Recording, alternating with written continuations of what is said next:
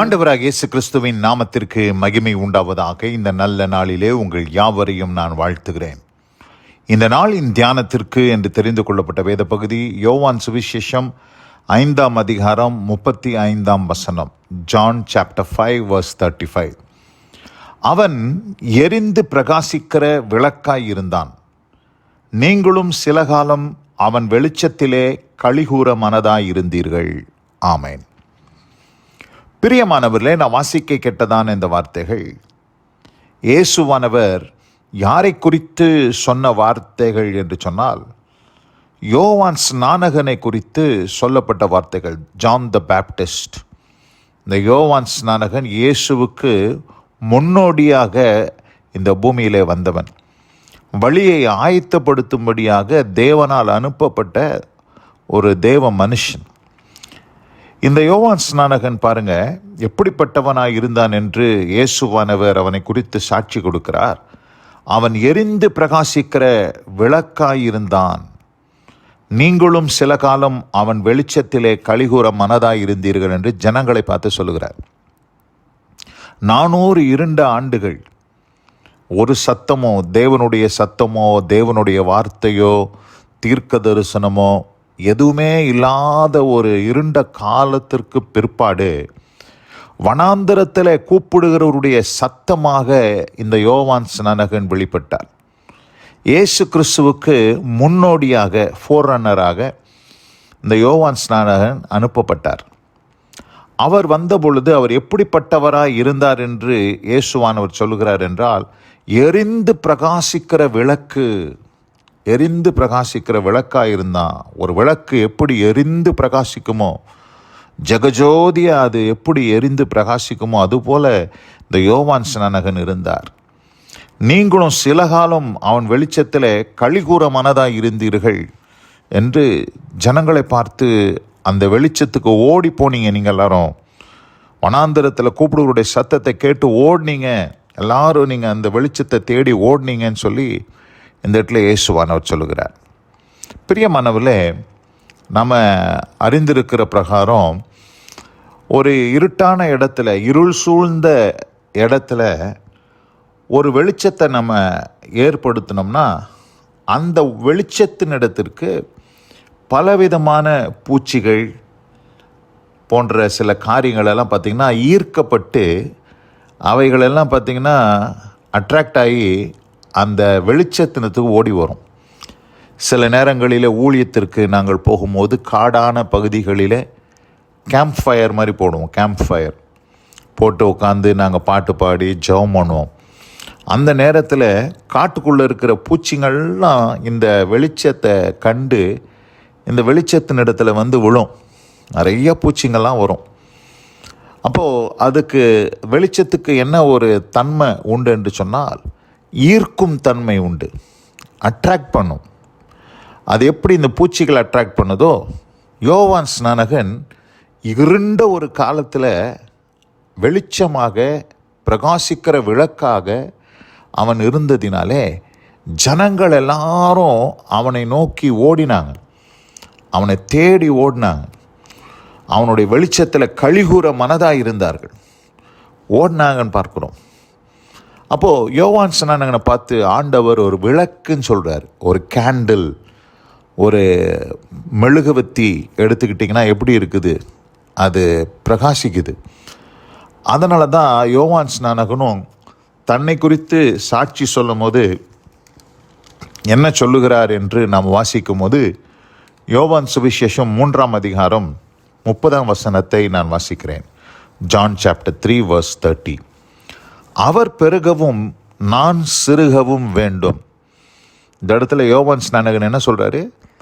அவர் பெருகணும், இயேசு கிறிஸ்து எனக்குள்ள பெருகணும், நான் சிறுகணும். என்னுடைய எல்லாம் என்னுடையது நான், அந்த நான் என்கிற அந்த காரியம் சிறுக வேண்டும் என்று சொல்லுகிறார். அப்போது பாருங்கள், ஒரு கேண்டில் எப்படி அது எரிய எரிய எரிய எரிய எரிய அது எரிஞ்சு பிரகாசிக்க பிரகாசிக்க பிரகாசிக்க பிரகாசிக்க அந்த கேண்டில் மெழுகுவத்தி குறைஞ்சிக்கிட்டே வருதை பார்க்குறோம். நம்ம குறைய குறைய குறைய அதிகமாக பிரகாசமாக எரியும், நல்லா பிரகாசிக்கும். அப்போ எரிய எரிய எரிய எரிய அந்த நான் என்கிற அந்த மெழுகு எப்படி உருகுதோ அதுபோல் இந்த இடத்துல யோவான் ஸ்நானகன் சொல்கிறாரு, நான் சிறுக வேண்டும், நான் சிறுக வேண்டும், அவர் பெருக வேண்டும்.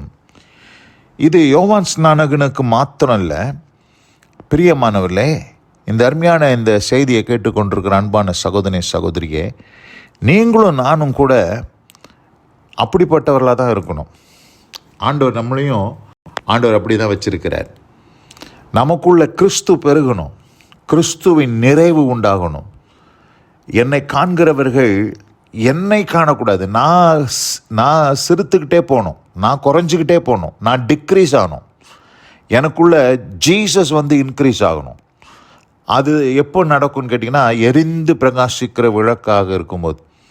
அப்போ I have to burn for Christ. நான் இயேசுவுக்காக எரிந்து பிரகாசிக்கிற விளக்காக நான் இருக்கும் பொழுது தான் அப்படிப்பட்ட ஒரு அனுபவம் நடக்கும். நான் எரிய எரிய எரிய எரிய இயேசுவின் தன்மைகளை நான் வெளிப்படுத்துகிறவனாக மாறி என்னுடைய சுயம், என்னுடைய அகம்பாவம், நான் என்கிற என்னுடைய பெருமை எல்லாம் பார்த்திங்கன்னா இட் ஹாஸ் டு டிக்ரீஸ். அது அப்படியே குறைய வேண்டும். அதை தான் இந்த இடத்துல யோவான் ஸ்நானகன் சொல்லுகிறார். ஆண்டவர் நம்மையும் பார்த்து என்ன சொல்லுகிறார் என்று மத்தேயு சுவிசேஷம் 5ஆம் அதிகாரம் 14ஆம் வசனத்தில் சொல்லுகிறார் என்று சொல்லி நீங்கள் பார்க்கும் பொழுது, Matthew chapter 5 verse 14, நீங்கள் உலகத்துக்கு வெளிச்சமாய் இருக்கிறீர்கள் என்று இங்கே சொல்லுகிறார்.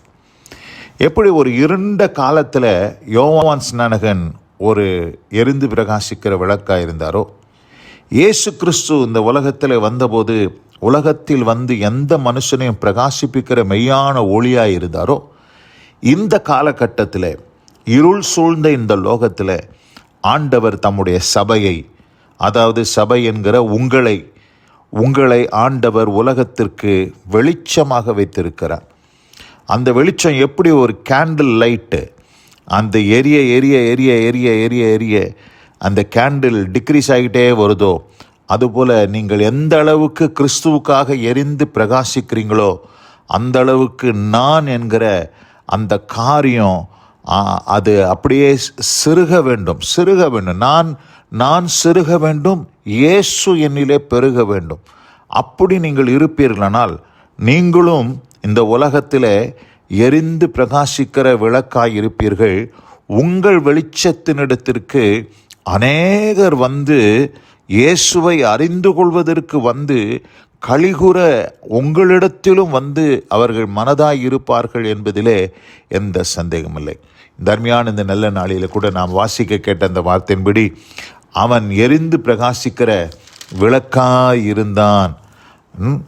நீங்களும் சில காலம் அவன் வெளிச்சத்திலே கலிகுற மனதாய் இருந்தீர்கள் என்ற வார்த்தையின்படி இன்றைக்கு நீங்களும் நானும் எரிந்து பிரகாசிக்கிற விளக்காக இந்த இருள் சூழ்ந்த லோகத்தில் நாம் இருக்கும் பொழுது, நாம் எரிய எரிய எரிய எரிய நான் சிறுகவும் அவர் பெருகவும் வேண்டும் என்கிற அந்த அனுபவம் எப்படி யோவான் ஸ்நானனுக்கு உண்டாச்சோ அதுபோல் உங்களுக்கும் உண்டானால்தான் நாம் எரிந்து பிரகாசிக்கிற விளக்காக இருக்க முடியும்.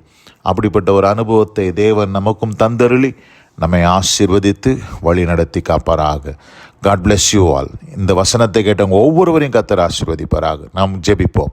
எங்கள் அதிகமாய் நேசிக்கிறதான எங்கள் அன்பின் பரலோக பிதாவே, நாங்கள் தியானிக்க கேட்ட இந்த வார்த்தையின்படியாக எரிந்து பிரகாசிக்கிற விளக்காய் இருந்தான், அவர் பெருகவும் நான் சிறுகவும் வேண்டும் என்று சொன்னான்.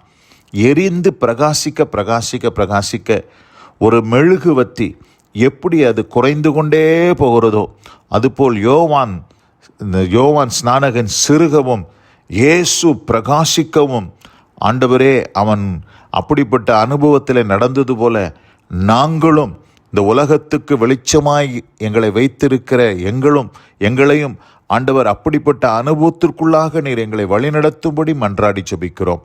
வசனம் கேட்ட பிள்ளைகள் ஒவ்வொருவருக்கும் அப்படிப்பட்ட அனுபவத்தை தந்தருள்வீராக. ஆசீர்வதித்து காத்துக்கொள்ளும். இயேசு கிறிஸ்துவின் வல்ல நாமத்தில் பிதாவே, ஆமென், ஆமென்.